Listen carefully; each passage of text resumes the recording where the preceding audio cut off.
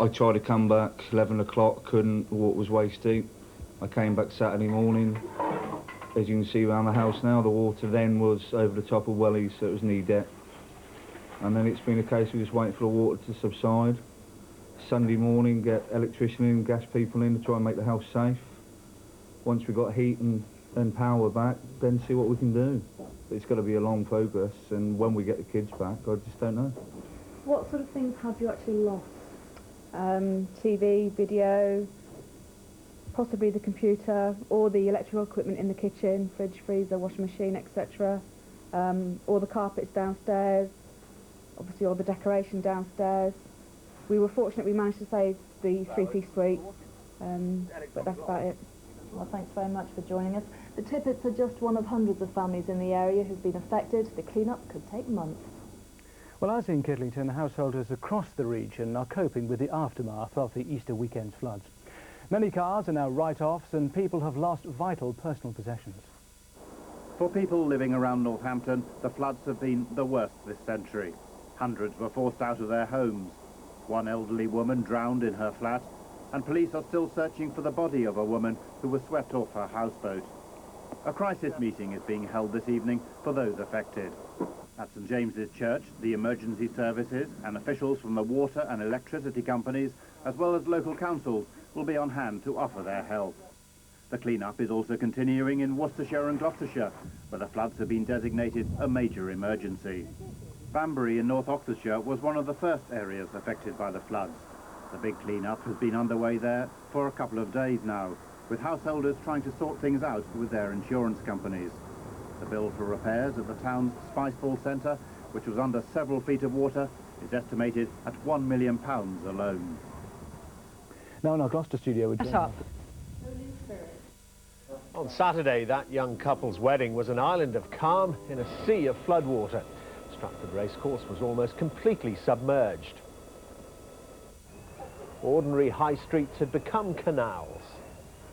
By Sunday, the floods had spread east. The River Nene in Peterborough, 5 metres higher than usual. In surrounding villages, it was water everywhere. Monday morning, and with the end of the long weekend, comes the prospect of a long, slow job to repair hundreds of damaged homes. A job which can only begin when the Easter floodwaters eventually recede. And that job of clearing up is still going on. In the Nene Valley in Cambridgeshire, the river is still several metres above its usual level.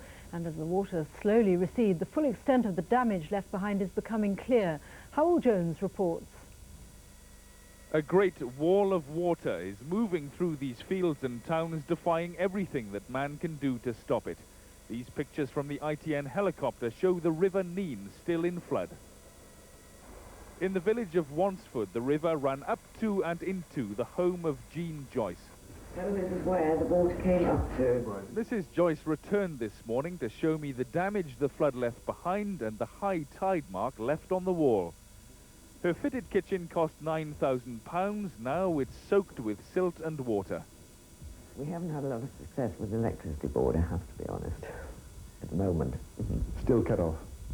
Yes. Yeah, we don't have anything. Richard Rhymes does have power, but he also has a cellar full of water in his lighting shop, and still it seeps in.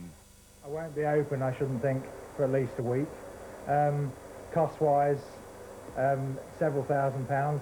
Another flooded cellar, this one in the village's historic hotel, where they say they simply didn't have enough warning.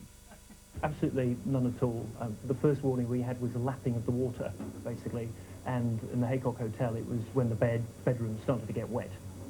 So it goes on, pumping out, cleaning up, counting the cost. Howell Jones, ITN, Wansford. And Howell Jones joins us live from Wansford. Howell, over to you. Let me give you some idea of the scale of the flooding here in Wansford. You can probably see a boat behind me, and you might imagine that it's on the Nene River. Well, it's not. It's nestling at the bottom of somebody's garden. From our high-position camera, you can see where the boat is and where the river has flooded up over its normal banks, 20 or 30 feet, right up to the houses which lie along the banks of the River Nene. Joining me now is Steve Wheatley from the Environment Agency. Steve, many of the people I've spoken to here this morning say they simply did not get enough warning of this flood. What do you have to say? Well, the Environment Agency gives advance warning through sending leaflets to people at least once a year, advising them that they're in a flood risk area to start with. And part of that advice is to tune into local radio and to call our flood call number to find out more information about whether they are at particular risk for a particular event. We monitor river levels and the weather. If we think things are going to get pretty bad, we open up control rooms. We advise the media, and through the media, radio and television, teletext, AA Road Watch, we get messages to the public that way. People who are in flood risk areas should recognise